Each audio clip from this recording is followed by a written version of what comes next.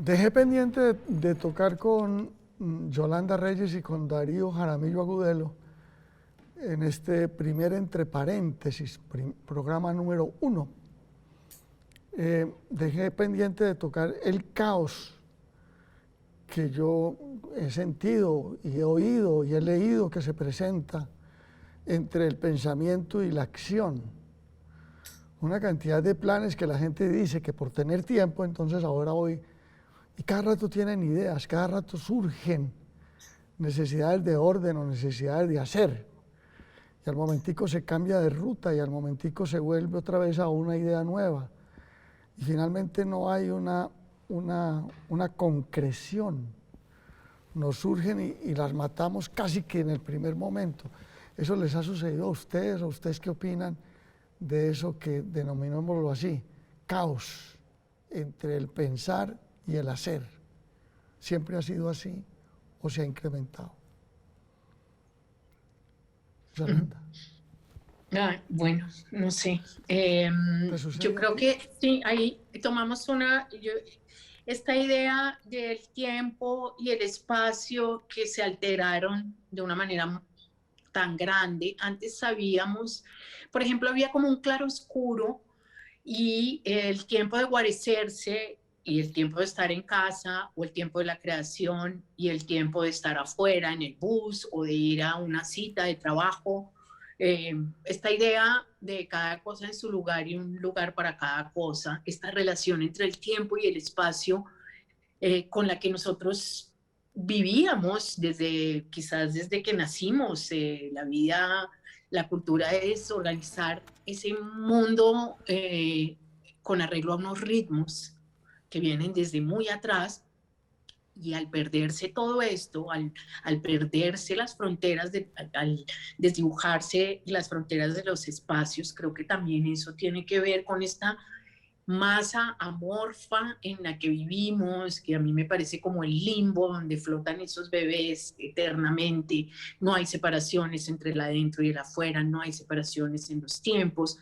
Y quizás sí es eso lo que tú dices de querer hacer algo o pensar que vamos a hacer algo y después quedarnos sepultados quizás entre una rume de cosas domésticas que están apelmazadas, mezcladas con las cosas de trabajo o el mundo interior y agravadas también por esa extensión del mundo interior que son nuestros aparatos, nuestros dispositivos con los que antes no teníamos una relación de dependencia tan absoluta. Entonces, casi que mi vida interior también termina siendo una deriva. Yo me meto en una cosa, contesto un WhatsApp y entonces de ahí me lleva a otra cosa y eso me lleva a un artículo muy interesante del New York Times, pero también a otro artículo que no es interesante, pero que me dijo el número de muertos y hay un timbre que me suena y entonces yo ya ahí no sé qué estoy pensando yo, qué están pensando los que entran en mi vida mental, porque el teléfono tiene algo de vida mental. Estoy leyendo todo el tiempo, estoy teniendo una conversación con otras mentes y se me pierde también, no solo es la dimensión del tiempo y el espacio, sino también la dimensión entre la separación entre mi mente y las mentes de los otros, de esa cantidad de otros que hay ahí. Entonces sí creo que es en esa masa amorfa en la que estamos suspendidos, sin límites, se nos ha confundido mucho y la mala noticia parece ser que esto yo creo que va a cambiar la manera como nosotros pensamos y las maneras como hacemos cosas, las maneras como trabajamos, si nos relacionamos, si vamos a la oficina o mejor seguimos trabajando en pijama enfrente del teléfono.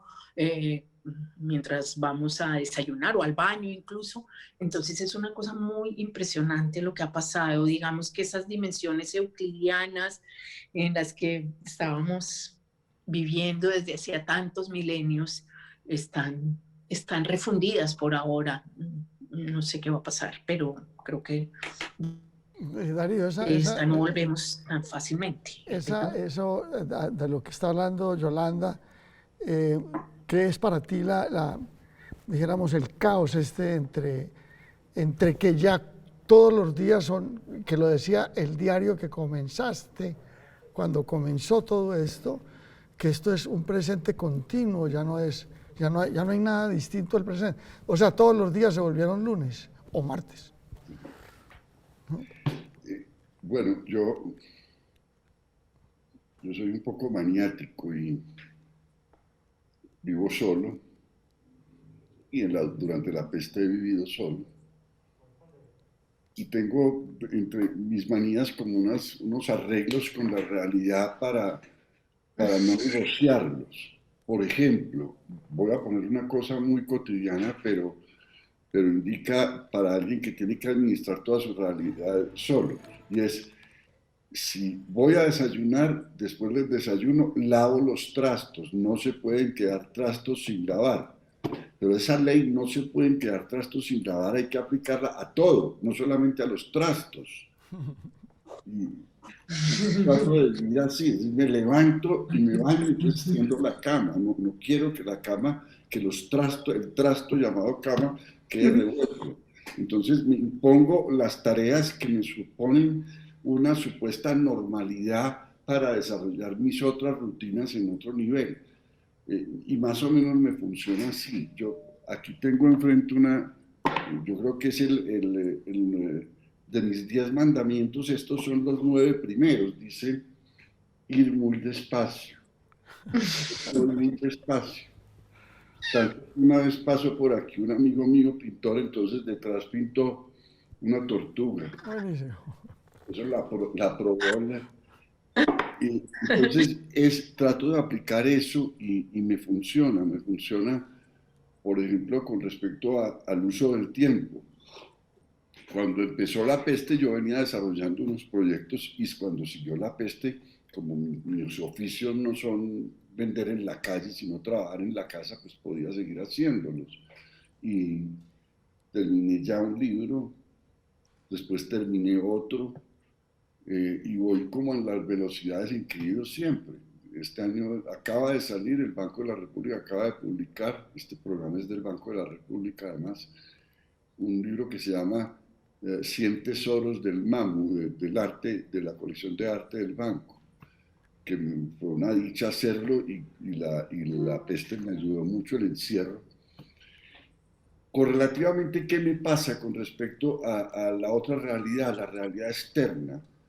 En que he perdido aptitudes para manejar esa realidad. Como no salgo, entonces tengo dificultades para usar la máscara porque la he usado muy poco, la he usado las 5 o 6 veces que he salido, entonces, y como además tengo enfermedad pulmonar, las ahogadas que me pego son como si me fuera a dar ya el coronavirus. Entonces, ese tipo de realidades me cuestan mucho, pero las que venía manejando a mi velocidad, yendo muy despacio, tratando de lavar siempre los trastos, me ha funcionado bien hasta ahora. Yo no sé si fue de pronto Darío, que en el comienzo de nuestra conversación habló de la soledad y el cambio de lo que significaba la sociabilidad y la amistad.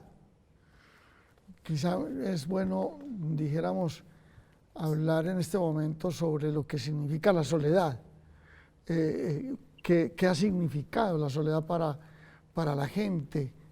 ¿Qué ha significado la reducción del ámbito de los amigos? La necesidad o la no necesidad de tener amigos. Muchas personas piensan que en estos largo año ha quedado claro que uno no necesita no solamente muchas camisas, sino tampoco tener una barra de amigos grandísima. Y que además cuando vuelva la nueva normalidad, los amigos no van a ser los mismos porque muchos habrán cambiado y uno ha cambiado tanto como muchos. ¿Qué opinan ustedes de esta soledad que desbocará en una nueva libretica de teléfonos? ¿Qué dices?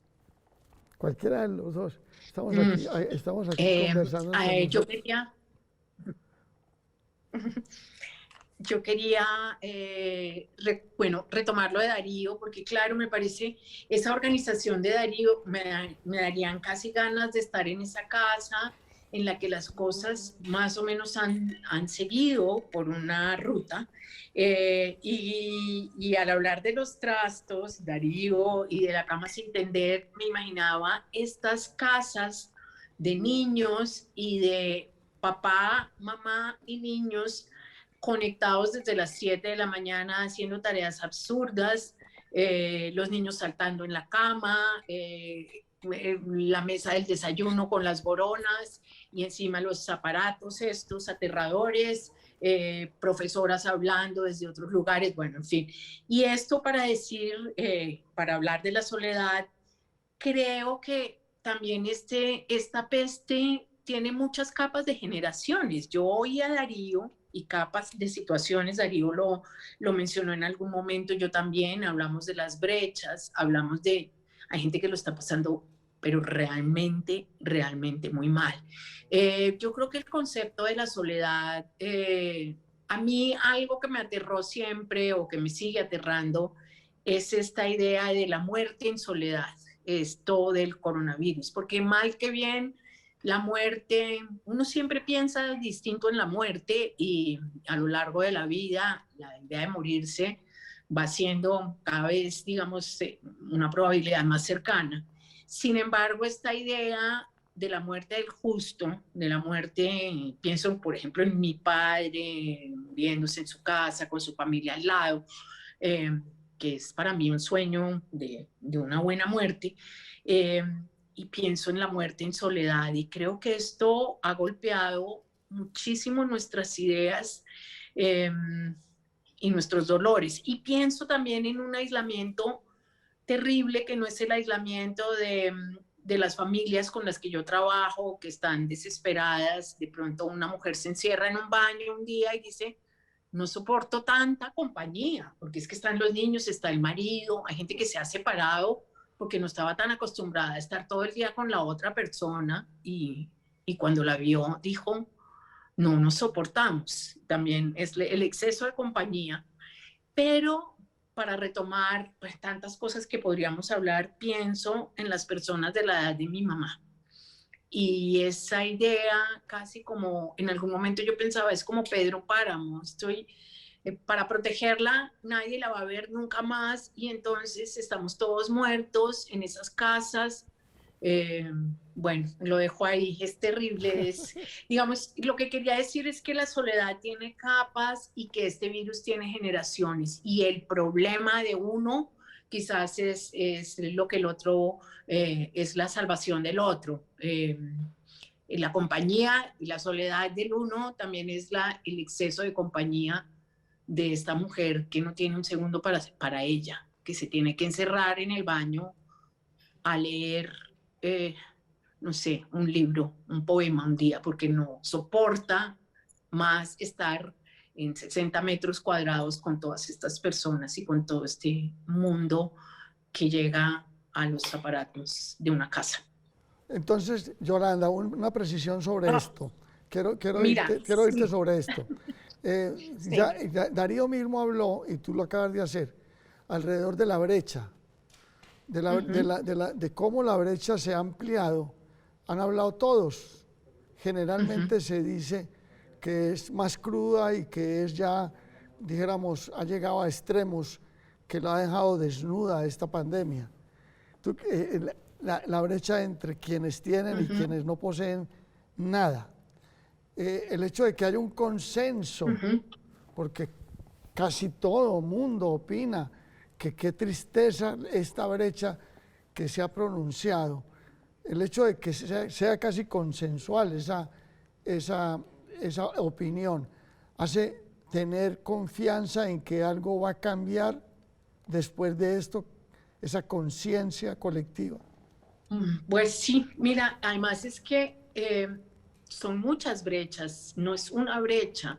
Hay una brecha de género muy grande. Retomo el ejemplo de la mujer que está encerrada en el baño llorando y leyendo un poema porque dice, no soporto más. Las mujeres han trabajado durísimo, todas las mujeres, pero como siempre las más pobres han trabajado más y mucho más y sin remuneración. Hay una catástrofe. Yo creo que América Latina, que parecía, digamos, un lugar del mundo, una región en vías de avance y en vías de avance cultural y educativo, está teniendo una catástrofe humanitaria de proporciones aterradoras. No nos hemos dado cuenta de eso.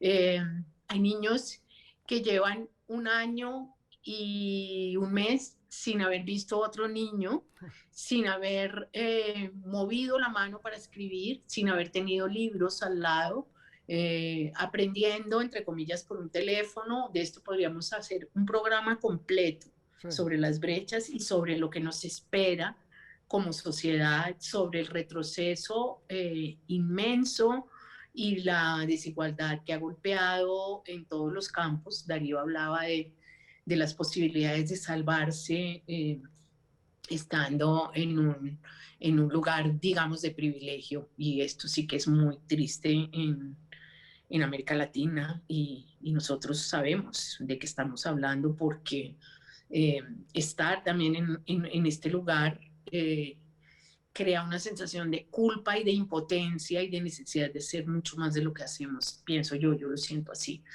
Pienso en una niña de 9 años con el mundo por delante que está al lado de mi casa y que hace 1 año y medio no tiene estímulos, y eso es muy, muy, muy doloroso. Eso que nos pasó y que nos sigue pasando es muy cruel. Yo creo que básicamente, más que los amigos y más que, digamos, incluso el riesgo de morir y de morir solos, es la sensación de que hay unos grupos que lo están pasando muy mal. Los ancianos lo están pasando muy mal, y nosotros ya casi estamos en esta categoría, pero quiero decir, la gente que tiene 85, que está por fuera de posibilidades de dispositivos electrónicos, si sobrevive, no sé qué significa para su vida mental. Son los últimos años de su vida mental.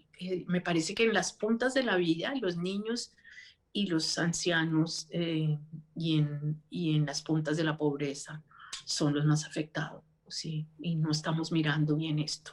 Vale. Yolanda, muchísimas gracias por estar con nosotros en estas conversaciones sobre lo que nos está pasando. Entre paréntesis, ha llegado al final de su programa 1 con Darío Jaramillo Agudelo y con Yolanda Reyes, y sobre todo con la presencia de ustedes, amigos, a quienes les deseamos que la próxima vez nos acompañen para seguir oyendo periodismo de pensamiento, periodismo de reflexión sobre los efectos colaterales, residuales, que ha dejado el coronavirus en el mundo.